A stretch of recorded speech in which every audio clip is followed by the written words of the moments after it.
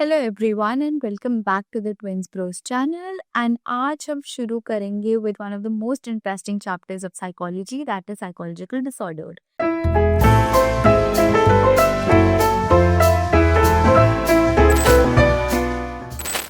तो psychological disorders पे jump करने से पहले हम पढ़ेंगे कि अगर हम कोई भी चीज को abnormal कहते हैं या फिर किसी भी चीज को abnormality की कैटेगरी में डालते हैं तो इसके क्या क्या कैरेक्टरिस्टिक्स होने चाहिए। तो उसके लिए हमारे पास 4 Ds है। ये 4 Ds क्या है? पहला is deviance, second is distress, third is dysfunction and fourth is danger. अब इनका मतलब क्या होता है? डेवियंस का मतलब होता है कोई ऐसी चीज जो बहुत अलग है, जो बहुत ही एक्सट्रीम है, बहुत ही बिजार है, बहुत ही डिफरेंट है। That is deviance. कि अगर हमें कुछ लगता है कि कोई इंसान बहुत ही अलग तरीके में एक्ट कर रहा है या फिर उसका बिहेवियर बहुत ही अलग है, नॉर्मल जैसे हम रिएक्ट करते हैं उससे, तो वो हो जाएगा deviant. Then we have distress. Distress का क्या मतलब हो जाए? मतलब होता है डिस्ट्रेस का मतलब वही है जो हमने लास्ट चैप्टर में, स्ट्रेस वाले चैप्टर में पढ़ा था कि एक यू स्ट्रेस होता है और एक डिस्ट्रेस होता है। तो डिस्ट्रेस क्या होता है? जो हमारी बॉडी का वियर एंड टियर कॉज करता है। एंड सिर्फ हमारे लिए वो अपसेटिंग नहीं होता, दूसरों के लिए भी, कि हमारे मम्मी पापा के लिए, हमारे फ्रेंड्स के लिए, हमारे आसपास की फैमिली के लिए, फ्रेंड्स के लिए, जो भी है हमारे आसपास, उन सबको भी वो प्रॉब्लम कॉज कर सकता है। उनको भी एक स्ट्रेस की कंडीशन में, एक स्ट्रेस की सिचुएशन में ला सकता है। Then we have dysfunction. Dysfunction का क्या मतलब होता है? कि हमारी डे टू डे एक्टिविटीज के साथ ना वो इंटरफियर करने लग जाता है। मतलब हमें डे टू डे एक्टिविटीज वो अच्छी तरीके से परफॉर्म करने नहीं, मतलब हम परफॉर्म नहीं कर पाते हैं वो डे टू डे एक्टिविटीज अच्छी तरीके से, because of abnormal behaviours. Then we have danger. Danger का क्या मतलब होता है? Risk to self and others. मतलब आप अपने आप को भी चोट पहुंचा सकते हो और दूसरों को भी चोट पहुंचा सकते हो। तो अगर ये 4 Ds किसी भी बिहेवियर में प्रेजेंट है तो हम कह सकते हैं कि वो बिहेवियर अबनॉर्मल है। ठीक है। अब हम अगर नॉर्मैलिटी को डिफाइन करें और अबनॉर्मैलिटी को डिफाइन करें तो इसको हम कैसे डिफाइन करते हैं? On the basis of adaptation. क्या मतलब है इसका? Normality involves adapting behaviour to changing environment. तो नॉर्मैलिटी का क्या मतलब होता है? वो बिहेवियर जो हम एग्जिबिट करते हैं या फिर वो बिहेवियर जो हम दिखाते हैं जिससे, मतलब जो हमें हेल्प करते हैं एनवायरनमेंट में अडेप्ट करने के लिए। इन्वायरमेंट के जो चेंजेस है, इन्वायरमेंट की जो डिमांड है, उससे अडेप्ट करने के लिए अगर हमें कोई बिहेवियर हेल्प कर रहा है, that is normal behaviour. Whereas maladaptive या abnormal बिहेवियर क्या होता है? when one cannot modify behavior to meet situational needs। अगर मेरी सिचुएशनल नीड ये है कि मेरा कल पेपर है तो मुझे अभी बैठ के पढ़ना है, और अगर मैं पढ़ रही हूँ बैठ के, दैट इज नॉर्मल। बट अगर मैं पढ़ नहीं रही हूँ और मैं नाचने गाने लगी हुई हूँ और कल मेरा बोर्ड का पेपर है, that would be something which would be considered maladaptive या फिर abnormal। ठीक है। तो abnormality की बेसिक डेफिनेशन क्या है? Away from normal. कि जो भी चीज हम नॉर्मल की कैटेगरी में डालते हैं उससे हटके कोई चीज होगी, so that would B abnormal. अब अबनॉर्मैलिटी को समझने के लिए ना 2 बेसिक अप्रोचेस है। एक is deviation from social norms and दूसरा is maladaptive practices. Deviation from social norms क्या कहते हैं? पहले ही समझो कि नॉर्म्स क्या होते हैं। नॉर्म्स ऐसे रूल्स होते हैं, ऐसे स्टैंडर्ड्स होते हैं जो सोसाइटी हम पे इम्पोज करती है। कि मंदिर जा रहे हो तो आप अपना सर ढक लोगे, वो एक नॉर्म है सोसाइटी का। तो अगर कोई भी इंसान ऐसे नॉर्म्स को फुलफिल नहीं करता और ऐसे नॉर्म्स से मतलब अग्री नहीं करता और ये रूल्स को तोड़ता है, उसको हम अब नॉर्मल बोल देते हैं। बट यहाँ पे एक ध्यान रखने वाली बात ये है कि जो सोसाइटल नॉर्म्स होते हैं वो over a period of time change हो सकते हैं। तो सोसाइटी का understanding of अबनॉर्मैलिटी can also change over a period of time. ठीक है। सेकेंड अप्रोच है हमारे पास मैल एडाप्टिव पर्सपेक्टिव, जो हमने ऊपर भी पढ़ा। कि अगर कोई ऐसा बिहेवियर है जो हमारी ग्रोथ या वेलबींग के साथ इंटरफेयर कर रहा है, जो हमें अपनी गोल्स अचीव करने में हेल्प नहीं कर रहा है और मतलब एक बैरियर की तरह एक्ट कर रहा है, तो वो बिहेवियर हम मानते हैं कि अब नॉर्मल होएगा। तो 2 अप्रोचेस है। पहला, सोशल नॉर्म से अगर कुछ डिविएट कर रहा है तो वो अब नॉर्मल है। सेकेंड अप्रोच ये है जो मैल एडेप्टिव है, जो हमारी ग्रोथ या फिर वेलबींग में हमें इंटरफेयर कर रहा है एंड हम जो चाहते हैं अचीव करना, वो अचीव करने में एक बैरियर बन के आ रहा है। ठीक है। These are the 2 basic approaches to understand abnormal behavior। उसके बाद हम आ जाते हैं थोड़ी हिस्ट्री में कि abnormal साइकोलॉजी या फिर abnormality का जो कॉन्सेप्ट है वो कहाँ से शुरू होता है। तो सबसे पहले तो हम एंशिएंट थ्योरीज की बात करते हैं। वहां पे अब नॉर्मल बिहेवियर को कैसे देखा जाता था कि इसके अंदर कोई आत्मा आ गई है, इसके अंदर कोई इविल स्पिरिट आ गई है। और एक शमन हुआ करता था, फिर मेडिसिन मैन हुआ करता था, कोई बाबा हुआ करता था, ऐसे समझ लो, जो वो आत्मा आपके अंदर से निकालता था। तो पहले अगर कोई भी अब नॉर्मल बिहेवियर को एग्जिबिट कर रहा था, उसको डिसऑर्डर की तरह नहीं देखा जाता था, उसको क्या देखा जाता था कि इसमें तो आत्मा आ गई है। और ये आत्मा को जो निकालने का प्रोसेस था, उसको हम क्या कहते हैं, exorcism. This is the process जिससे जो शमन है या फिर जो बाबा है हमारे अंदर से आत्मा निकाल देता है।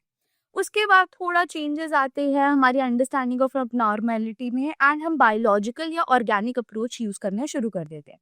इसमें क्या हम फोकस करते हैं कि हमारी बॉडीज या ब्रेन्स जो है वो वर्क नहीं कर रही है प्रॉपरली, इसलिए हम मतलब अब नॉर्मली एक्ट कर रहे हैं। एंड दिस इज समथिंग जो अभी भी हम देखते हैं कि हमारे हॉर्मोन्स, हमारे न्यूरोट्रांसमीटर्स या फिर कोई जेनेटिक प्रॉब्लम है, हमारे बायोलॉजी में कुछ प्रॉब्लम है, बॉडी में प्रॉब्लम है, उससे अब नॉर्मल बिहेवियर कॉज हो सकता है। तो ये बहुत ही ज्यादा वैलिड एक्सप्लेनेशन हम कह सकते हैं थी फॉर अंडरस्टैंडिंग अब नॉर्मल बिहेवियर। उसके बाद हम चले जाते हैं एक दूसरी अप्रोच पे जो गैलन ने दी थी। मतलब शुरू हुई थी एंशिएंट मिडिवल टाइम से, हिप्पोक्रेट्स एंड प्लेटो ने वो बिहेवियर को व्यू करते थे as conflict between reason and emotion, मतलब conflict between cognition and emotions. तो जो हमारी कॉग्निटिव एक्टिविटीज है और जो इमोशंस है उनके बीच में अगर कोई कॉन्फ्लिक्ट होएगा तो वो उसको कॉज बताते थे फॉर अब नॉर्मल बिहेवियर।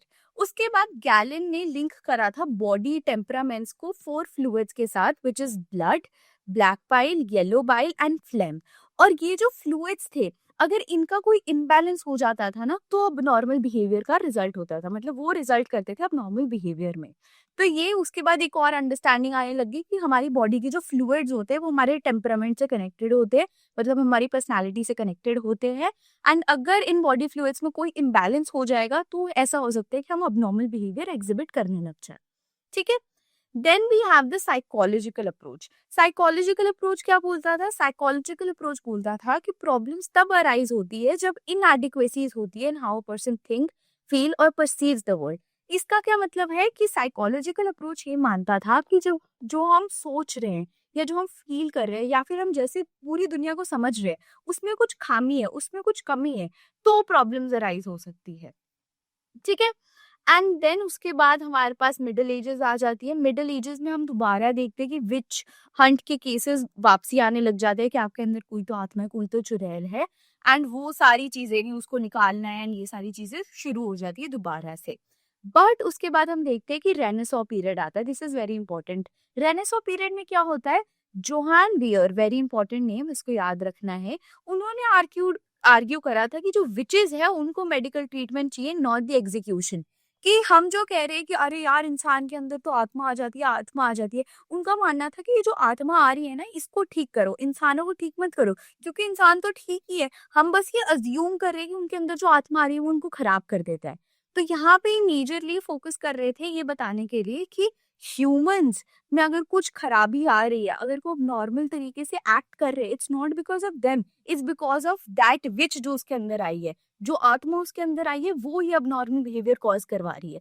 तो हमें अबनॉर्मल बिहेवियर जो कॉज करवा रही है आत्मा, उसको ठीक करना चाहिए rather than the human themselves.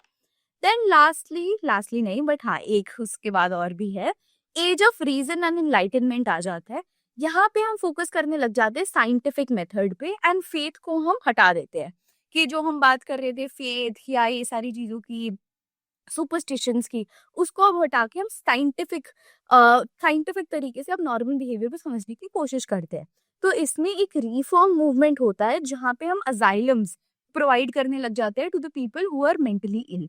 जो उस समय देखा जाता था कि वो अब नॉर्मली एक्ट कर रहे हैं या फिर they are not doing well, उनके लिए अजाइलम्स बनाए गए थे ताकि उनको प्रॉपर केयर मिल सके। एंड जब वो अजाइलम से वापसी आते थे तो उनको deinstitutionalization for community care दिया जाता था। इसका क्या मतलब है? कि उनको सपोर्ट दिया जाता था ताकि वो दोबारा ऐसी सिचुएशन में ना आए कि वो फिर से मतलब अब नॉर्मली एक्ट करने लग जाए और उनको कोई डिसऑर्डर डेवलप हो जाए। तो उनको केयर करो, उनको उनको प्यार दो, एंड कम्युनिटी सपोर्ट देने का मेजरली यहाँ पे फोकस था। देन सबसे जो मॉडर्न पर्सपेक्टिव है अब नॉर्मेलिटी को लेके, that is the biopsycho social approach. इसमें हम बायोलॉजिकल, साइकोलॉजिकल एंड सोशल सारे फैक्टर्स को वेइ इन करते हैं कि ठीक है, कुछ तो बायोलॉजिकल कॉजेज भी होते हैं, कुछ साइकोलॉजिकल कॉजेज भी होते हैं, सोशल कॉजेज भी होते हैं, एंड ये जब सारे मिल जाते हैं तब अब नॉर्मल बिहेवियर अराइज होता है। तो ये पूरी अंडरस्टैंडिंग है कि पहले जैसे हम सिर्फ ये समझते थे कि अरे यार किसी के अंदर आत्मा आ गई है इसलिए वो पागलों की तरह एक्ट कर रहा है, बट अब हम उसको कैसे समझते हैं, biological, psychological and social approach से, कि तीनों फैक्टर्स इन्वॉल्व होते हैं किसी भी इंसान को नॉर्मल तरीके से एक्ट करने में। ठीक है, देन हम बात करते हैं क्लासिफिकेशन ऑफ साइकोलॉजिकल डिसऑर्डर्स की, कि कैसे पता चलता है कि किस इंसान को कौन सा डिसऑर्डर है। तो क्लासिफिकेशन का पर्पस या फिर वो हेल्पफुल कैसे है, वो हेल्प करती है प्रोफेशनल्स को कम्युनिकेट करने के लिए, understand cause and track development. इसका क्या मतलब है, अगर दो साइकोलॉजिस्ट बैठ के बात कर रहे हैं तो उनको ये तो बताना चाहिए ना वो किस बारे में बात कर रहे हैं। तो जो क्लासिफिकेशन होती है, जब हम एक डिसऑर्डर को या फिर एक बिहेवियर को एक डिसऑर्डर की कैटेगरी में डाल देते हैं, तो कम्युनिकेट करने में ईजी होता है, उतना ईजी होता है उसका ट्रीटमेंट प्लान बनाने के लिए कि कैसे उसको ट्रीट करा जाए। Then we have understanding the causes. अगर हमें पता चल गया कि एक इंसान को डिप्रेशन है, तो उसका कॉज क्या था, क्या उसके घर में कोई प्रॉब्लम हुई, क्या उसका ब्रेकअप हो गया, क्या किसी की डेथ हो गई, तो हमें कॉज अंडरस्टैंड करने में भी हेल्प करता है। एंड ट्रैक डेवलपमेंट, कि कोई रीजन था जिसके चक्कर में हुआ, बट वो कैसे कैसे बढ़ता गया। लेट्स से उसका ब्रेकअप हो गया किसी इंसान का किसी के साथ, तो उसके बाद और कोई ऐसे इंसिडेंट्स तो नहीं हुए जिसने और फ्यूल इन कर दिया और उनके डिप्रेशन के चांसेस ज्यादा बढ़ गए। तो ये सारी चीजें में हेल्प करता है। अब क्लासिफाई करने के लिए ना हमारे पास दो मैनुअल्स अवेलेबल है। पहला is DSM-5 which is diagnostic and statistical manual, diagnostic and statistical manual of mental disorders, जो APA ने बनाया था, अमेरिकन साइकेट्रिक एसोसिएशन ने। ये ज्यादातर आप देखोगे अमेरिका में यूज होता है, इंडिया में यूज नहीं होता। तो ये बहुत ही ज्यादा अमेरिकन क्लासिफिकेशन है, इसमें क्राइटेरियाज दिए होते हैं, एंड अगर वो क्राइटेरियाज आप टिक ऑफ करते हो तो आपको ये डिसऑर्डर है, ये माना जाता है। देन हमारे पास एक और मैनुअल है जो इंडिया में यूज होता है widely, that is ICD then, which is the international classification of diseases. ये WHO ने दिया है, which is the world health organization. But ये सारे डिजीजेस के बारे में हमें गाइडलाइंस देता है, not only mental disorders, but बाकी जितने भी डिजीजेस है जैसे फीवर, फ्लू, ये सारी चीजों के बारे में भी ये गाइडलाइंस देता है। बट जो DSM है वो सिर्फ मेंटल डिसऑर्डर्स पे फोकस करता है। ठीक है। वीडियो में आगे बढ़ने से पहले अगर आपको चाहिए हमारे सबसे शानदार प्रीमियम नोट्स हर एक मेजर सब्जेक्ट के, या फिर आपको चाहिए फंसना पक्का है सीरीज के PDF जिसमें सारे इंपॉर्टेंट क्वेश्चन आंसर, सारे PYQs है, NCERT को क्वेश्चन आंसर फॉर्मेट में निचोड़ दिया है, तो डिस्क्रिप्शन में लिंक आपको मिल जाएगा। प्रीमियम नोट्स हो चाहे फंसना पक्का हो, एप्लीकेशन वेबसाइट से आप ले सकते हैं, डिस्क्रिप्शन में सारे लिंक हैं। सबसे प्रीमियम, सबसे बेस्ट है। अब वीडियो में आगे बढ़ते हैं। Now coming two factors underlining abnormal behaviour. तो बहुत सारे फैक्टर्स हैं जो कॉज करते हैं abnormal बिहेवियर को, कि मतलब ऐसा तो नहीं हो सकता ना कि सिर्फ बायोलॉजिकल कॉजेज है, सिर्फ साइकोलॉजिकल कॉजेज है, नहीं, ये सारे कॉजेज इंटरप्ले होता है, मतलब बहुत सारे कॉजेज साथ में भी एग्जिस्ट कर सकते हैं। तो पहला जो फैक्टर है या पहला जो कॉज है, that is biological cause. Biological cause पे हम किस पे फोकस करते हैं, फॉल्टी जीन्स पे, कि हमारा जो जेनेटिक्स है वो ही उसमें ही कुछ खराबी है जिसके चक्कर में हो रहा है। एंड बहुत बार ऐसा होता है, कुछ डिसऑर्डर्स ना हेरिडिटरी भी होते हैं, कि स्किज़ोफ्रेनिया, आईडी, डिप्रेशन, एंजाइटी, ये सारी चीजें ना अगर आपके पेरेंट्स को है तो चांसेस होते हैं कि आपको भी हुए। तो जेनेटिक्स की बात करते हैं। फिर हम एंडोक्राइन इम्बैलेंसेस की बात करते हैं, हार्मोन्स के इम्बैलेंसेस की बात करते हैं, या फिर मैल न्यूट्रिशन, कि अगर आपको प्रॉपर खाना नहीं मिल रहा, आपको प्रॉपर न्यूट्रिशन नहीं मिल रहा ना, वो भी कॉज कर सकता है साइकोलॉजिकल डिसऑर्डर्स को। अब डिसऑर्डर्स को मेनली अगर हम देखें ना तो उसको न्यूरो से लिंक करा गया है। न्यूरो क्या होते हैं, एक हिसाब से हम मान लो मैसेजेस होते हैं जो एक न्यूरॉन से दूसरे न्यूरॉन तक जाते हैं, और अगर ये मैसेजेस जो जा रहे हैं ना एक न्यूरॉन से दूसरे दूसरे न्यूरॉन में, इनमें कोई प्रॉब्लम आ जाए और ये अच्छी तरीके से ट्रांसफर ना हो पाए, तब भी अबनॉर्मल बिहेवियर डिसऑर्डर्स हो सकते हैं। तो यहाँ पे एग्जाम्पल दिया हुआ है, एंजाइटी को हमने कोरिलेट करा है लो गाबा एक्टिविटी से। गाबा भी एक न्यूरो है, अगर इसकी एक्टिविटी कम होगी हमारे अंदर तो एंजाइटी कॉज हो सकती है। ठीक है।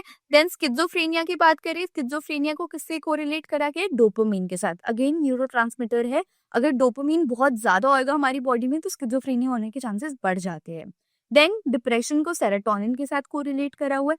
अगर सेरोटोनिन बहुत कम होएगा हमारी बॉडी में तो डिप्रेशन होने के चांसेस और बढ़ जाते हैं, या फिर डिप्रेशन में सेरोटोनिन कम हो जाता है हमारा।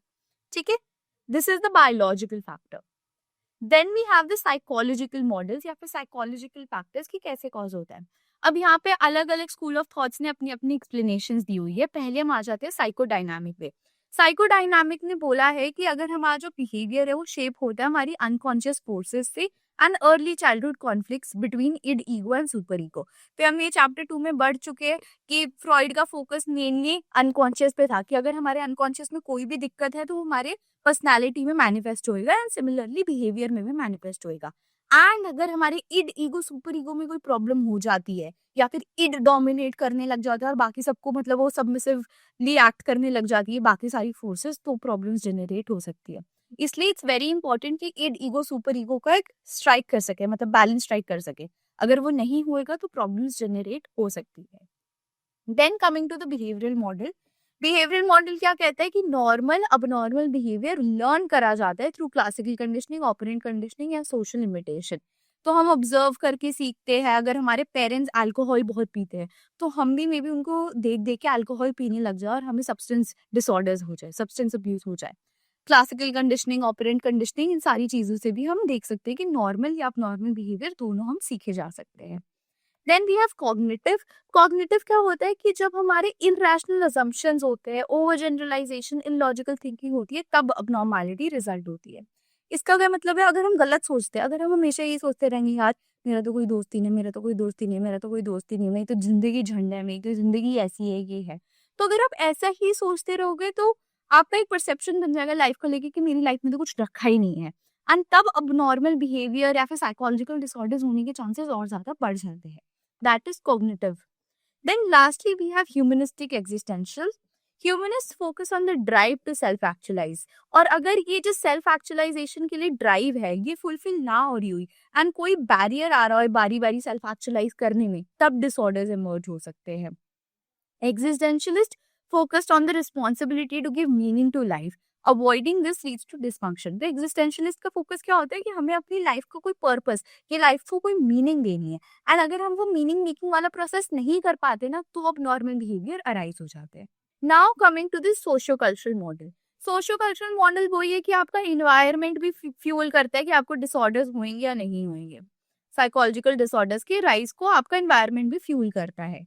The behavior is shaped by social forces like family structures, social networks, and societal labels and roles. तो फैमिली स्ट्रक्चर कैसा है, आप कैसे लोगों के साथ रह रहे हो, अगर आप जॉइंट फैमिली में रह रहे हो तो क्या आपका खुद का सेंस ऑफ बीइंग है या नहीं, आपकी खुद की पर्सनल स्पेस है या नहीं है। अगर ये चीजें नहीं होएगी तो मे बी आपके चांसेस बढ़ जाएंगे डिसऑर्डर्स डेवलप करने के लिए। सोशल नेटवर्क, अगर आपके पास अच्छे लोग नहीं है, जो हमने perceived and quantity over quality की बात, क्वालिटी ओवर क्वांटिटी की बात करी थी, वो सारी चीजें इंपॉर्टेंट हो जाती है। अगर आपका कोई दोस्त नहीं है जिसके साथ आप बात कर सकते हो, जिसके साथ आप चीजें शेयर कर सकते हो, तो ऐसा हो सकता है कि आपके डिप्रेशन के चांसेस बढ़ जाए। Then we have societal labels and roles. कभी कभी मतलब लोग ना असाइन कर देते हैं नाम कि अरे ये तो है ही ऐसी, ये तो बेकार ही है, ये तो पढ़ाई में भी अच्छी नहीं है, तो किसी चीज में अच्छी नहीं है। तो जब बारी बारी किसी इंसान को ये बोला जाता है ना तो उसका माइंड ऐसे ही मोल्ड हो जाता है कि अच्छा यार मे बी मैं सही में अच्छा नहीं हूँ इसलिए मुझे लोग बोल रहे हैं। So that is socio cultural model. And lastly we have the diathesis stress model. ये सबसे ज्यादा इंटरेस्टिंग मॉडल है। डायथीसिस स्ट्रेस मॉडल ये कहता है कि disorders develop when a biological predisposition और diathesis is triggered by a pathogenic stressor. इसका क्या मतलब है, डायथीसिस स्ट्रेस मॉडल के हिसाब से आपका जेनेटिक्स एंड आपका एनवायरनमेंट दोनों का रोल होता है डिसऑर्डर्स डेवलप करने के लिए। तो ये socio cultural model and biological model का मिक्स है, ऐसे समझ लो। तो ये कहते हैं कि हमारे कभी कभार ऐसा होता है कि हमारी जीन्स कैरी करती है डिसऑर्डर्स को। लेट्स से आपके पेरेंट्स को स्किज़ोफ्रेनिया है, मम्मी को स्किज़ोफ्रेनिया है, तो आप वल्नरेबल हो गए, आपकी जीन्स में स्किज़ोफ्रेनिया का मे बी कोई कंपोनेंट होए एंड आपकी लाइफ में मे बी ऐसा कोई इंसिडेंट हो जाता है जिसके चक्कर में वो जो जीन थी वो ट्रिगर हो जाती है। ऐसी कोई स्ट्रेसफुल सिचुएशन आ जाती है, लेट्स से आपको आपके बोर्ड एग्जामिनेशंस में कम नंबर आ जाते हैं या फिर किसी की डेथ हो जाती है, ऐसा कुछ हो जाता है और वो उस जीन को ट्रिगर कर देती है एंड आपको फिर वो डिसऑर्डर डेवलप होने के चांसेस और ज्यादा बढ़ जाते हैं। मतलब पहले आपके अंदर जेनेटिक कॉम्पोजिशन तो था, जेनेटिकली तो आप वल्नरेबल थे क्योंकि आपके अंदर स्किज़ोफ्रेनिया वाला जीन था, और ऊपर से क्या हुआ, आपकी सिचुएशन, आपके एनवायरनमेंट में ऐसी सिचुएशन हुई जिसने उस जीन को ट्रिगर कर दिया, जिससे आपका डेवलपमेंट मतलब इंक्रीज हो गया chances of developing that disorder. So that is the diathesis stress model, जो socio cultural model and biological model को मिक्स करके बनाए एक हिसाब से।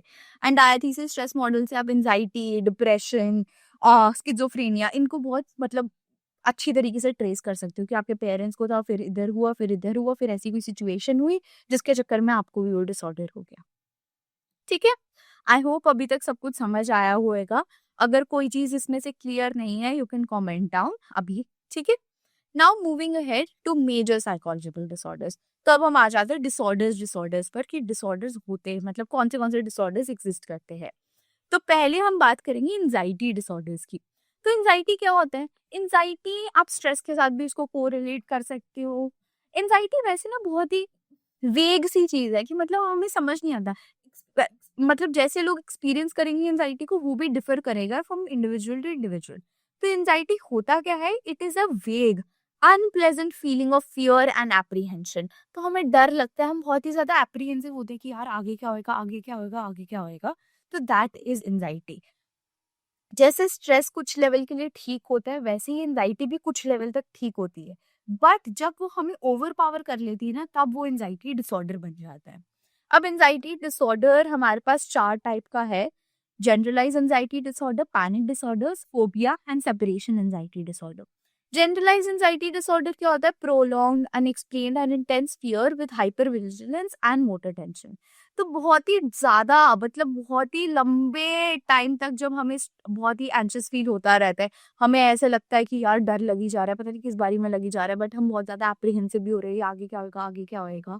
और अनएक्सप्लेन्ड है, मतलब इसका कोई कॉज नहीं है। That is GAD. एंड इसके कैरेक्टरिस्टिक्स होते हैं, major characteristics: hyper vigilance and motor tension. Hyper vigilance क्या होता है कि आप बहुत ही ज्यादा अलर्ट रहते हो, हल्की सी भी आवाज आती है ना तो आपको लगता है अरे ये क्या हो गया, क्या हो गया, ऐसा आपको फील होने लग जाता है। That is hyper vigilance. Motor tension क्या होता है कि आप काम नहीं हो पा रहे, आप कुछ ना कुछ कर ही जा रहे हो, आपकी मसल्स काम नहीं हो पाती। That is motor tension. GAD सबसे common form of anxiety disorder है। Then we have panic disorders.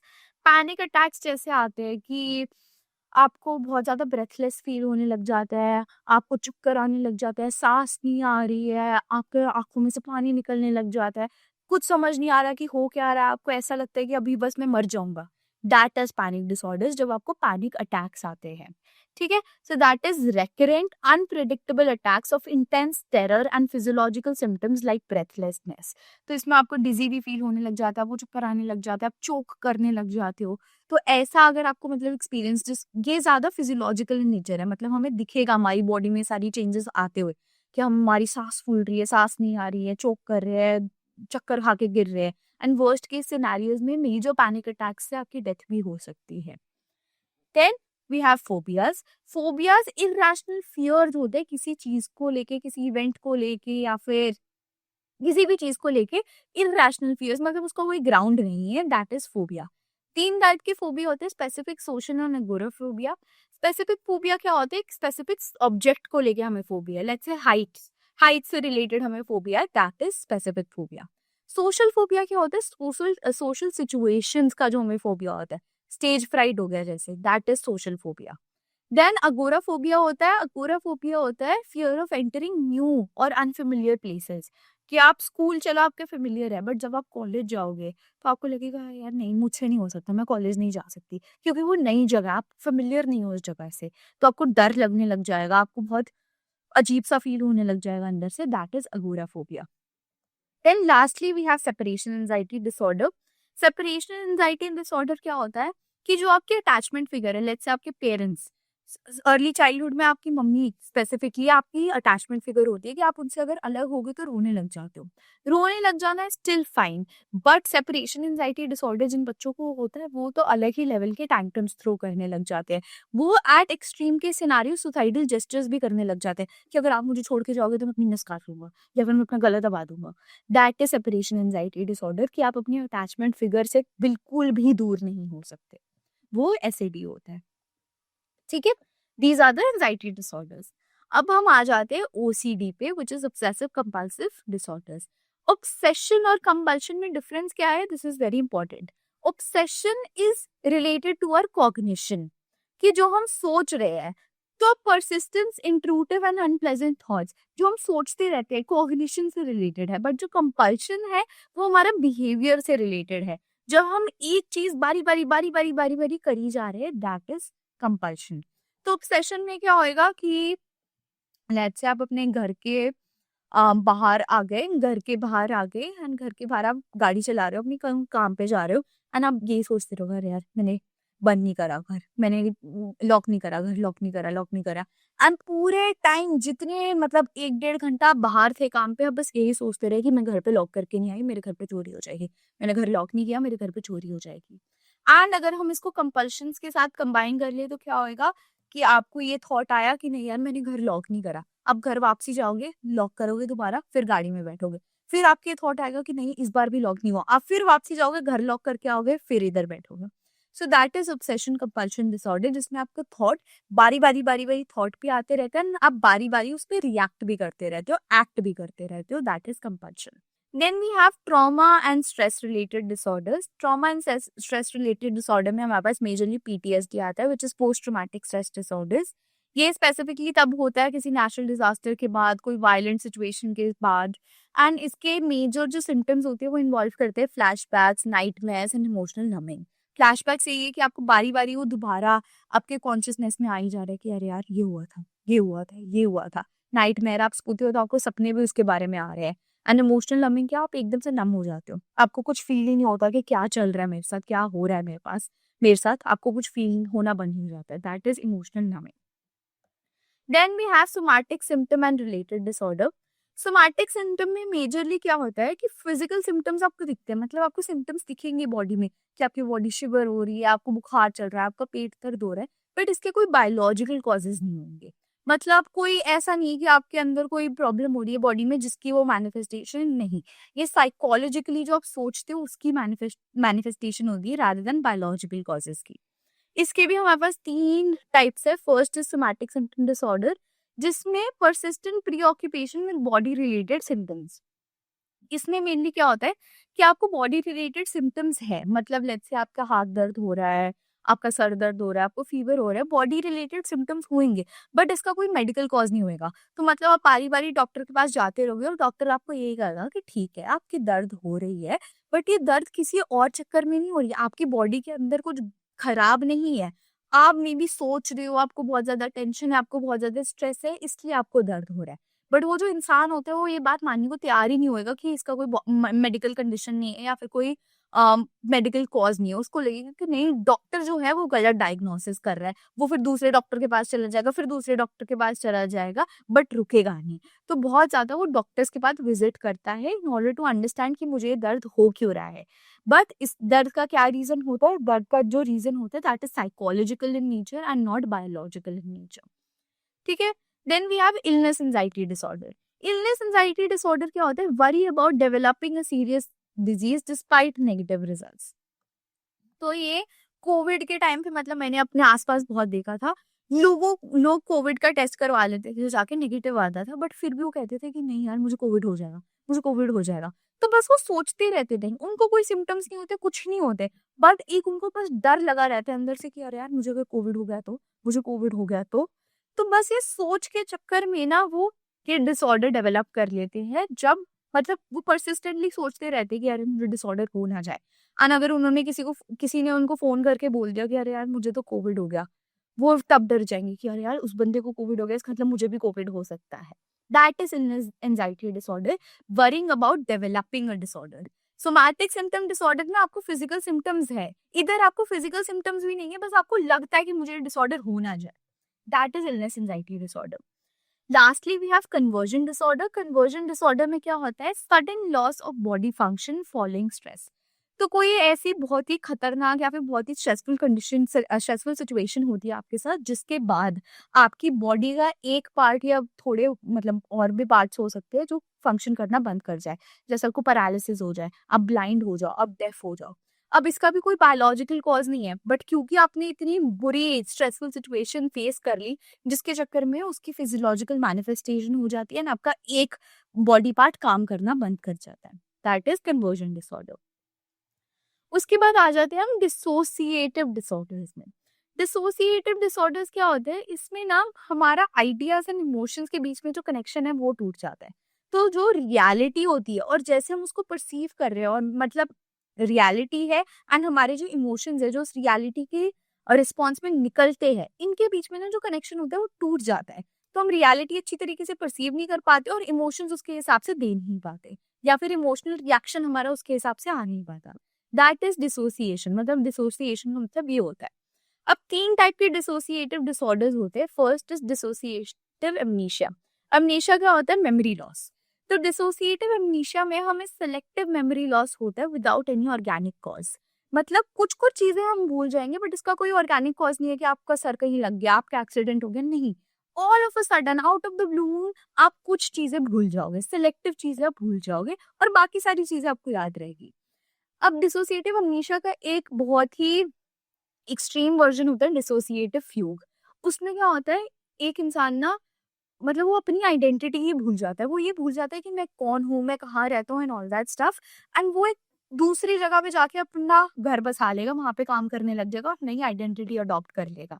But एक ऐसा पीरियड आता है जब वो जाग जाता है, वेकअप वाली सिचुएशन आ जाती है उस बंदे की, एंड उसको पता चलता है, और उसको फ्यूग की कि मैंने एक नई आइडेंटिटी बना ली थी, मैंने नया घर बार बना लिया, काम करने लग गया, उसको वो कुछ याद नहीं रहता, एंड वो वापसी अपने फिर घर पे जहाँ पे वो पहले रहता था वहां जाके रहने लग जाता है।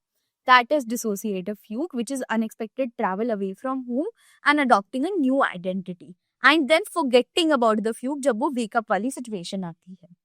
ठीक है। Then we have DID, dissociative identity disorder. इसको मल्टीपल पर्सनालिटी डिसऑर्डर भी कहते हैं। इसमें 2 और मोर डिस्टिंक्ट पर्सनालिटीज हम अडॉप्ट कर लेते हैं। मतलब मैं बोलूंगी मैं पलक तो हुई, उसके बाद मैं ये भी हूँ, मैं ये भी हूँ, मैं ये भी हूँ, मैं एक स्टूडेंट भी हूँ, मैं एक प्रोफेसर भी हूँ, मैं एक सोशल वर्कर भी हूँ। मैंने 3 आइडेंटिटीज अडॉप्ट कर ली। That is DID, that is multiple personality disorders. अब ये अगर हम देखें ना, ये जो होता है ये हम लिंक बैक कर सकते हैं टू चाइल्डहुड ट्रॉमा। अगर आपके चाइल्डहुड में बहुत सारे आपने ट्रोमेटिक एक्सपीरियंसेस फेस करे हैं ना, तो लोग बहुत मल्टीपल पर्सनालिटीज अडॉप्ट कर लेते हैं कि मैं ये भी हूँ, मैं ये भी हूँ, मैं ये भी हूँ। और हमें पता होता है कि ये सारी पर्सनालिटीज हमारी है, मतलब ज्यादातर पता होता है, कुछ कुछ कंडीशंस में नहीं भी पता होता। तो एकदम से जैसे मैं अभी पढ़ा रही हूँ, मैं एकदम से चीखने चकाने लग जाऊंगी, मैं एक पुलिस ऑफिसर बन जाऊंगी, एंड मे बी मुझे याद भी नहीं रहा है कि मैं ऐसे एक्ट कर चुकी हूँ। So that is dissociative identity disorder, जब आप मल्टीपल पर्सनालिटीज अडॉप्ट कर लेते हो। Lastly we have depersonalisation and derealisation. इसमें क्या होता है, एक हम ड्रीम लाइक स्टेट पे चले जाते हैं। मतलब ऐसा होता है कि हम सपने की दुनिया में चले गए हैं, जहाँ पे हमारा sense of reality and self बहुत डिफरेंट हो चुका है, कि हम जो है इन रियलिटी वो हमें याद ही नहीं रहता। हम एक ऑल्टरनेटिव कॉन्शियसनेस में चले जाते हैं, एक सपने में चले जाते हैं कि अरे मैं तो परी बन गई हूँ, अरे मैं तो ये हो गई हूँ। That is depersonalization and derealization, एक सपने की दुनिया में चले जाना। Now before moving to depressive and bipolar disorders, an important thing, अगर आप चाहते हो कि आपको ह्यूमैनिटीज के किसी भी सब्जेक्ट के नोट्स, प्रॉपर कंसाइज नोट्स जो एनसीईआरटी से बने हैं चाहिए, तो आप हमारी लिंक होएगी डिस्क्रिप्शन में, you can check it out, and वहाँ पे आपको सारे ह्यूमैनिटीज से रिलेटेड प्रीमियम नोट्स मिल जाएंगे। एंड वो बहुत बहुत इफेक्टिव है, गिवन की बोर्ड एग्जामिनेशन बस आने वाले हैं, so it would be a good way to revise. So make sure that you check it out. ठीक है। Now coming to depressive and bipolar disorders. अब डिप्रेशन एक सिम्टम भी है और एक डिसऑर्डर भी है। सिम्टम क्या है? अगर हमें बहुत बहुत लाइक बुरा लगता है, बहुत सैड फील करते हैं, तो हम उसको डिप्रेस्ड बोल सकते हैं। बट अगर हम डिसऑर्डर की बात करें, that is major depressive disorder. उसमें क्या होता है, it is a period of depressed mood, prolonged depressed mood rather. Prolong मतलब लंबे समय तक अगर हमारा डिप्रेस्ड मूड है, मतलब हम लंबे समय तक सैड है। लॉस ऑफ इंटरेस्ट, कोई चीज जो हमें पहले करनी पसंद थी, कि पहले मुझे ड्राइंग करनी बहुत पसंद थी, बट अब मुझे ड्राइंग करनी नहीं पसंद, मुझे मजा ही नहीं आता वो करके। स्लीप इश्यूज, आप या तो पूरे दिन सोते रहते हो या बिल्कुल ही नहीं सोते। एंड एक्सट्रीम केस सिनेरियोज में थॉट ऑफ सुसाइड, कि आप सुसाइड भी कमिट कर सकते हो। So that is MDD, major depressive disorders, इसके ये सिम्टम्स होते हैं। अब एमडीडी की अगर हम बात करें, तो एमडीडी का मतलब अगर हम फैक्टर्स की बात करें तो मेजर डिप्रेशन किसको ज्यादा होता है, विमेन को ज्यादा होता है as compare to men. And जो एज ब्रैकेट भी होता है वो विमेन का क्या है, of developing MDT, that is young adulthood. But men का मिडिल एजेस होता है, जब उनको मिडिल लाइफ क्राइसिस फेस करने पड़ते हैं। एंड यहाँ पे हमारी जेनेटिक्स भी रोल प्ले करती है। जेनेटिकली वल्नरेबल, अगर आपके पेरेंट्स को डिप्रेशन है तो चांसेस ये हो सकता है कि आपको भी डिप्रेशन हो जाए। तो ये कुछ फैक्टर्स है जो एमडीटी को इम्पैक्ट करती है। Then we have bipolar disorders. अब बाइपोलर में क्या होता है, बाइपोलर में आपको मेनिया एंड डिप्रेशन साथ में होएगा। मेनिया का क्या मतलब होता है, mania is a sense of elation, कि आप बहुत ही ज्यादा ना एनर्जेटिक फील करते हो, आपको लगता है अरे यार ये तो पूरी चीज मैं 1 सेकंड में कर सकता हूँ, यहाँ से वहां जाने में तो 1 सेकंड में जा सकता हूँ, असाइनमेंट 10,000 वर्ड की कंप्लीट करने में 1 मिनट में कर लूंगा। आप इतना ज्यादा एनर्जेटिक फील करते हो, वो यूफोरिया वाली फीलिंग होती है ना, वो आती है मेनिया में। एंड डिप्रेशन क्या है, उसको बिल्कुल ऑपोजिट, कि आप बहुत ही डिप्रेस्ड हो, आप बहुत ही सैड हो, आपको कुछ करने का मन नहीं कर रहा। तो बाइपोलर डिसऑर्डर्स में ये दोनों चीजें साथ होती है, कि एक दिन तो आप बहुत ही ज्यादा एनर्जेटिक हो कि हर चीज में 1 सेकंड में कर लूंगा, एंड दूसरे दिन आप बहुत ही ज्यादा सैड हो कि आपसे कुछ हो ही नहीं रहा, आपसे बेड से भी उठा नहीं जा रहा। That is depression. Now coming to suicide prevention, तो हमने बात करी कि डिप्रेशन एंड बाइपोलर में भी अगर हम एक्सट्रीम केस सिनेरियोस देखें ना, तो सुसाइडल हो सकते हैं लोग। तो डब्ल्यूएचओ ने बहुत सारे ऐसे प्रिवेंटिव मेजर्स निकाले हैं जिससे हम अर्ली आइडेंटिफिकेशन कर सकते हैं और people who can commit suicide. And अगर कोई सुसाइडल है तो उसकी हम हेल्प कैसे करें, उसको हम कैसे उनकी देखभाल करें एंड उनको प्रॉपर कम्युनिटी केयर प्रोवाइड करें। सो दैट इज सुसाइड प्रिवेंशन। इस पे आपको मतलब इन डेप्थ इतना जाने की जरूरत नहीं है, बट अगेन जो डब्ल्यूएचओ ने इसके थोड़े क्राइटेरियाज दिए हैं, थोड़े मेजर्स दिए हैं, that you can like go through once. Now coming to one of the major disorders, that is schizophrenia. ये सबसे ज्यादा आप एक हिसाब से मान सकते हो, it is one of the most extreme disorders and ये बहुत ही ज्यादा मैलएडेप्टिव इन नेचर होता है। ठीक है, तो स्किज़ोफ्रेनिया के 3 सिम्टम्स होते हैं, पॉजिटिव, नेगेटिव, साइकोमोटर। अब पॉजिटिव और नेगेटिव का ये मतलब नहीं है कि पॉजिटिव वाली जो है वो अच्छे सिम्टम्स है, नेगेटिव वाला जो है वो बुरे सिम्टम्स है, नहीं। पॉजिटिव का मतलब होता है किसी चीज का एडिशन एंड नेगेटिव का मतलब होता है किसी चीज का सब्ट्रैक्शन। तो पॉजिटिव सिम्टम्स में कोई बिहेवियर, कुछ थॉट्स, कुछ बिहेवियर्स, कुछ इमोशंस ऐड हो जाते हैं, उनका एडिशन होता है। वेरएज नेगेटिव में कुछ इमोशंस, कुछ बिहेवियर, कुछ थॉट्स सब्ट्रैक्ट हो जाते हैं। So that is negative symptoms. तो पॉजिटिव सिम्टम्स में हमारे पास मेजरली 4 चीजें आती है, 4 सिम्टम्स आते हैं विद इन इसके। First is delusions. डिल्यूजन्स का अदर डिल्यूजन्स फॉल्स बिलीव्स होते हैं, जो हम सोचते हैं कि यार ये हो रहा है, मतलब ये हो सकता है, but that is wrong. But अगर कोई इंसान आपको आके कहेगा कि नहीं जो आप सोच रहे हो गलत है, आप मानोगे नहीं, आप कहोगे नहीं जो मैं सोच रही हूँ वो सही है। तो फॉल्स बिलीव्स होते हैं जो उनको वो फॉर्मली अपने पास रखते हैं, मतलब वो उसके अगेंस्ट कुछ सुनना ही नहीं चाहते एंड बहुत ही इनएडिक्वेट ग्राउंड्स पे उनकी रीजनिंग बहुत इलॉजिकल होती है ऑफ होल्डिंग दोज बिलीव्स। तो यहाँ पे भी हमारे पास मतलब डिल्यूजन्स के भी टाइप होते हैं, delusion of persecution, delusion of control, delusion of grandeur, delusion of references, जिनका मतलब वो ये होता है कि हमने फॉल्स बिलीव रख लिया कि अरे यार ये सच है, बट वो इन रियलिटी सच नहीं होता। For example delusion of grandeur में हम ये सोचते हैं कि हमारे पास बहुत सारी सुपर पावर्स है, कि मैं तो सुपर वुमन हूँ, मैं तो कुछ भी कर सकती हूँ। एंड ये सच नहीं है, आप सुपरमैन हो सकते हो, नहीं हो सकते। डिल्यूजन ऑफ रेफरेंस क्या होता है कि जो भी इस दुनिया में हो रहा है वो मेरे लिए हो रहा है। कल इंडिया पाकिस्तान का अगर मैच था और इंडिया जीत गया, अरे यार कल मेरा बर्थडे था ना इसलिए इंडिया मेरे लिए जीती है। That is delusion of references, की जो फॉल्स चीजें हमने रख रखी है, सोच रखी है on inadequate grounds. Then we have hallucinations. Hallucinations are perceptions without stimuli, usually auditory. तो ये क्या होता है कि हम सोचते हैं कि ये चीजें एग्जिस्ट कर रही है, बट इन रियलिटी वो बिना किसी स्टिमुलाई के एग्जिस्ट करती है। परसेप्शन विदाउट स्टिमुलाई, कि हमें सुनने को लगता है कि कोई हमसे कुछ बात कर रहा है बट कोई होता ही नहीं है। दैट इज ऑडिटरी हैल्यूसिनेशन, कि हमें लगता है कि कोई हमसे बात कर रहा है या फिर कोई हमारे लिए कुछ बोल रहा है, बट इन रियलिटी कोई वहां पे होता ही नहीं है जो ये चीजें बोल रहा है। तो स्टिमुलाई का एब्सेंस होता है बट हमें लगता है कि वो चीज एग्जिस्ट कर रही है। ये विजुअल भी हो सकता है कि हम कोई चीज देखेंगे और हमें लगेगा कि वो, लेट्स से मुझे यहाँ पे एक इंसान दिख रहा है बट वो इन रियलिटी वो इंसान है ही नहीं वहां पे। So that is visual hallucination. Then we have formal thought disorder. Formal thought disorder क्या होता है कि ये जो लोग होते हैं ना जिनको सिजोफ्रेनिया होते हैं, वो प्रॉपरली बोल नहीं पाते। तो इसमें 3 चीजें आ जाती है, डिरेलमेंट, न्यूरोलॉगिज्म एंड परसिवरेशन। डिरेलमेंट का क्या मतलब होता है, एक चीज से दूसरी चीज में जंप करते रहेंगे। फॉर एग्जाम्पल अभी मैं तुम्हें साइकोलॉजी पढ़ा रही हूँ, मैंने डिरेलमेंट बोला, फिर मैं एकदम से चली गई वर्ल्ड वॉर 2 पे, फिर मैं एकदम से चली गई हड़प्पन सिविलाइजेशन पे। दैट इज डिरेलमेंट, कि एक टॉपिक से दूसरे टॉपिक जाई जा रहे हो जिनके बीच में कोई कनेक्शन नहीं है। फिर वो नए वर्ड्स इन्वेंट करते रहते हैं, वो नए नए वर्ड्स बना लेंगे, कुछ भी वर्ड्स बना लेंगे। एंड परसिवरेशन क्या होता है? रेपिटेशन। एक चीज को बारी बारी रिपीट कर देंगे। आज मैंने खाने में करेला खाया, आज मैंने खाने में करेला खाया, आज मैंने खाने में करेला खाया। तो बस ये बारी बारी बोलते रहेंगे। That is perseveration. Lastly positive symptom में इनअप्रोप्रिएट अफेक्ट होता है। इनअप्रोप्रिएट अफेक्ट क्या होता है? कि जो सिचुएशन है ना उसके हिसाब से रिएक्ट नहीं करते। मतलब आप किसी के फ्यूनरल पे गए हो तो वहां पे जाकर आप हंसने थोड़ी लग जाओगे। बट इस चीज में इनअप्रोप्रिएट अफेक्ट में ये होता है कि आप किसी के फ्यूनरल गए हो और तेज तेज से हंसने लग गए। That is inappropriate affect. The negative symptoms में हमारे पास 4 चीजें होती है। Again, alogia, blunted effect, flat effect and evolution. Alogia का मतलब होता है पॉवर्टी ऑफ स्पीच, कि आपका जो स्पीच कंटेंट है वो इनफ नहीं है, आप सेंटेंसेस फॉर्म नहीं कर पा रहे हो अच्छी तरीके से। Then blunted and flat affect में क्या डिफरेंस है?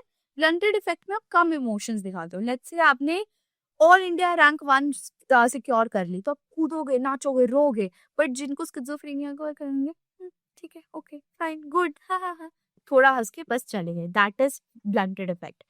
फ्लैट इफेक्ट क्या होता है? कि आप कोई इमोशंस नहीं दिखा रहे at all, no emotions at all, कि आपने air all India rank first attain कर रही है and you are like, this is flat effect. Then we have evolution. Evolution में क्या होता है? कि लॉस ऑफ ड्राइव, कि आप कोई चीज जो आप शुरू कर रहे हो वो आप कंप्लीट नहीं कर पा रहे, या फिर आप शुरू ही नहीं कर पा रहे।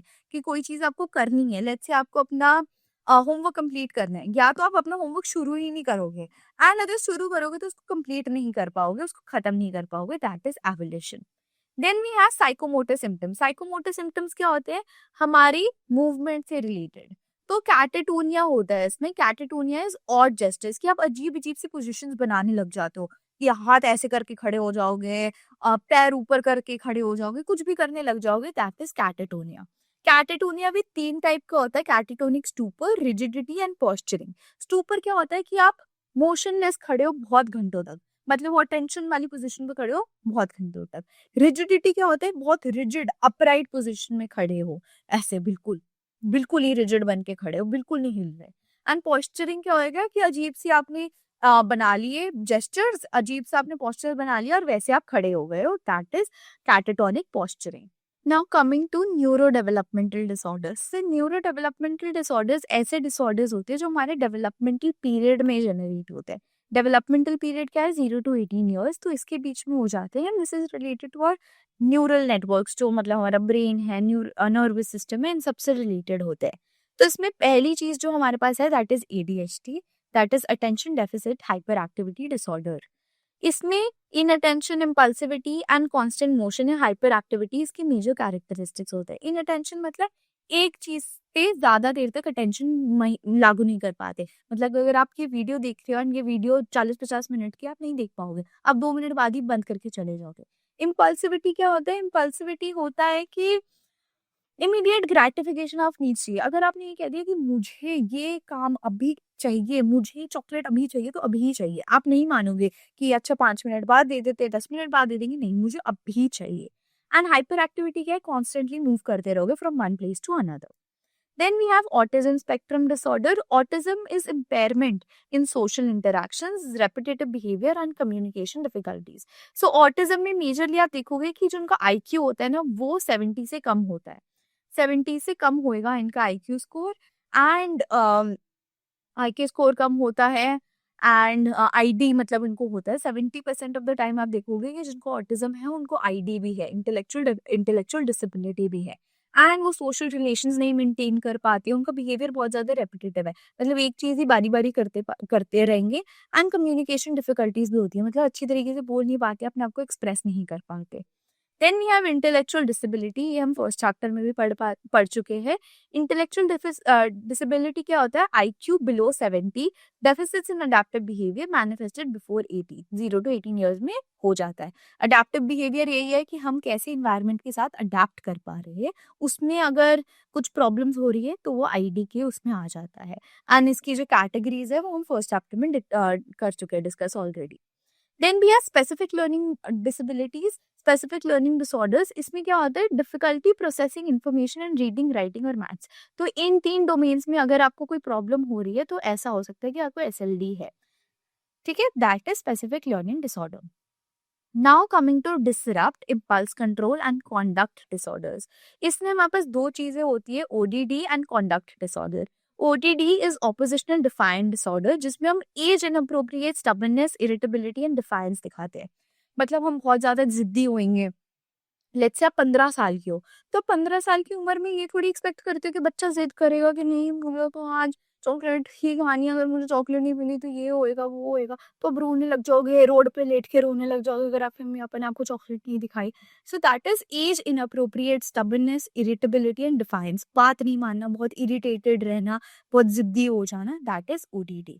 कॉन्डक्ट डिसऑर्डर एक स्टेप इससे आगे चला जाता है, यहाँ पे आप अग्रेसिव हो जाते हो, यहाँ पे आप अग्रेशन भी साथ में आ जाता है। ये सारे कैरेक्टरिस्टिक्स होते हैं, बट एक चीज और ऐड हो जाती है, that is aggression. So actions that violate societal norms and rights of others. तो जो सोसाइटी के नॉर्म्स है, जो राइट्स है दूसरे लोगों के, उसको आप वायलेट करने लग जाते हो, मतलब उसको आप फॉलो नहीं करते, एंड आप अग्रेशन, मतलब बहुत ज्यादा अग्रेशन दिखाने लग जाते हो, एनिमल्स को, लोगों को, प्रॉपर्टी को, चोरी चिकारी करने लग जाते हो। ये सारी चीजें आप करने लग जाते हो कॉन्डक्ट डिसऑर्डर में। एंड यहाँ पे भी 4 टाइप के अग्रेसिव बिहेवियर्स हो सकते हैं जो जिनको कॉन्डक्ट डिसऑर्डर होता है वो शोकेस करते हैं, पोर्ट्रे करते हैं। Verbal, physical, hostile and proactive. Verbal गाली गलौज हो गया, फिजिकल मारपीट हो गया, होस्टाइल का मतलब हो गया कि मुझे इस बंदे को हॉस्पिटल पहुंचाना है, इसको इतनी चोट पहुंचानी है, that is hostile aggression. And proactive क्या हो गया, किसी को बुली करना। तो ये सारी हमें कैरेक्टरिस्टिक्स है, ये सारी हमें चीजें दिखेगी in people with conduct disorders. Then we have feeding and eating disorders. ये ज्यादातर ना ईटिंग डिसऑर्डर्स की अगर आप देखोगे रेलेवेंस लड़कियों में ज्यादा होती है as compare to boys, because लड़कियों के जो ब्यूटी स्टैंडर्ड्स होते हैं और जो मीडिया पोर्ट्रे करती है that is way more than जो लड़कों के लिए करा जाता है, राइट। तो इसमें हमें यहाँ पास 3 होते हैं, anorexia nervosa, bulimia nervosa and binge eating. Anorexia nervosa क्या होता है, distorted body image leading to self starvation. तो इसमें लड़कियों को या फिर किसी को भी ये लग सकता है कि they are very overweight, and जिसके चक्कर में ना खाना खाना बंद कर देते हैं, वो खाना खाना बंद कर देते हैं, अपने आप को स्टाफ करने लग जाते हैं, एक्सरसाइज एक्सटेंसिवली करने लग जाते हैं, एंड कभी कभार तो अपने आप को इतना स्टाफ करने लग जाते हैं कि डेथ भी हो सकती है एक्सट्रीम के सिनारियो में। So that is anorexia nervosa. Then bulimia nervosa में क्या होता है, आप बहुत ज्यादा खाते हो, बिंज ईटिंग करते हो, बहुत ज्यादा खा लेते हो, बट बाद में वॉमिट कर देते हो। So binge eating followed by purging, vomit कर सकते हो। वॉमिट आप मतलब कुछ लोग मुंह में उंगलियां डालते हैं वॉमिट करने के लिए, और कुछ लोग दवाइयां लेते हैं वॉमिट करने के लिए। तो पहले तो बहुत ज्यादा खा लोगे और फिर उसको उल्टी के थ्रू या वॉमिट के थ्रू निकाल दोगे। Then lastly we have binge eating. Binge eating क्या होता है, frequent out of control eating without purging. तो यहाँ पे आप वॉमिट नहीं करते हो, बस आउट ऑफ कंट्रोल खाते रहते हो, मतलब आपको पता है कि आप फुल हो चुके हो, आपको पेट भर चुका है, बट फिर भी आप खाई जा रहे हो, खाई जा रहे हो, खाई जा रहे हो, that is binge eating. And ये फ्रीक्वेंट एपिसोड होने चाहिए, ऐसा नहीं आपने एक दिन कर लिया। एक दिन तो सबके साथ होता है कि आप कोई मूवी देख रहे हो, नेटफ्लिक्स देख रहे हो, तो आप खा लिया, थोड़ा ज्यादा खा लिया, बट अगर ये बहुत बारी हो रहा है that is binge eating. Then last category हमारे डिसऑर्डर्स है substance related and addictive disorders. तो इसमें पहले हम बात करते हैं अल्कोहल की। अब अल्कोहल यही है, कोई भी आप सब्सटेंस ले लो, अल्कोहल, कोकेन, हीरोइन, इनका क्या ही होएगा, इनकी मतलब क्या ही इम्प्लीकेशंस हो सकते हैं। फर्स्टली तो हमारी कॉग्निशन के साथ बहुत खेलता है, हमारा जो डिसीजन मेकिंग, रैशनल थिंकिंग की एबिलिटीज होती है ना, उसको बिल्कुल खराब कर देते हैं। तो अल्कोहल, कोकेन, हीरोइन, ये सब में कॉमन है कि जो कॉग्निटिव एबिलिटीज हमारी होती है, कॉग्निटिव फंक्शनिंग होती है, उसको हैम्पर कर देते हैं। एंड अगर आप इन किसी भी सब्सटेंस को छोड़ने की कोशिश करोगे ना, तो आपको विड्रॉल सिम्टम्स होने लग जाएंगे। विड्रॉल सिम्टम्स में क्या होता है, आपको अंदर से तड़प मचती है कि नहीं यार मुझे चाहिए, अगर मुझे नहीं मिलेगा तो मैं मर जाऊंगा, मुझसे कुछ होएगा नहीं जब तक मैं अल्कोहल नहीं पीऊंगा, मुझसे कुछ होएगा नहीं जब तक मैं कोकेन नहीं लूंगा। सो वो हमें विड्रॉल सिम्टम्स फेस करने लग जाते हैं, ठीक है। तो इसमें हमें क्या है, अल्कोहल अगर हम रोज कंज्यूम करेंगे तो tolerance leads to tolerance and withdrawal. तो वही है कि टॉलरेंस हमारी बढ़ती रहती है। पहले अगर हमें 1 ग्लास पी के वो हाई वाली फीलिंग आती थी, अब मुझे 2 ग्लास पीने पड़ेंगे, फिर 4 ग्लास हो जाएगा, फिर 6 ग्लास हो जाएगा। तो हमारा जो टॉलरेंस लेवल है बढ़ता रहेगा, बढ़ता रहेगा। एंड अगर हम छोड़ने की कोशिश करेंगे तो विड्रॉल सिम्टम्स हम एक्सपीरियंस करेंगे। Alcohol destroys families and physical health. तो ये तो है ही, अल्कोहल एक तो ये है कि ड्रिंक एंड ड्राइव, अगर आप दारू पी के गाड़ी चला रहे हो तो एक्सीडेंट्स होने के चांसेस बढ़ जाते हैं। फिर डिस्ट्रॉय फैमिलीज एंड एनीवेज, अगर आपके पेरेंट्स बहुत ज़्यादा अल्कोहल ले रहे हैं तो उसका जो इम्पैक्ट आप पे पड़ेगा एज लाइक चिल्ड्रन, वो भी अच्छा नहीं होएगा।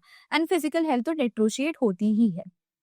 Then coming to heroin, heroin में यही है कॉज हेवी डैम, अगर हमने मतलब बहुत ज़्यादा उस पर डिपेंडेंस हमारी इंक्रीज हो गई एंड हम इसको बहुत ज़्यादा ले रहे हैं, तो विड्रॉल सिम्टम्स अगेन बहुत ही ज़्यादा इसके मतलब विड्रॉल सिम्टम्स बहुत हार्श होते हैं एंड हमें फिर से वो विशियस साइकिल में फंस जाते हैं कि नहीं फिर से हीरोइन लेनी पड़ेगी, उसको इनटेक बढ़ाना पड़ेगा।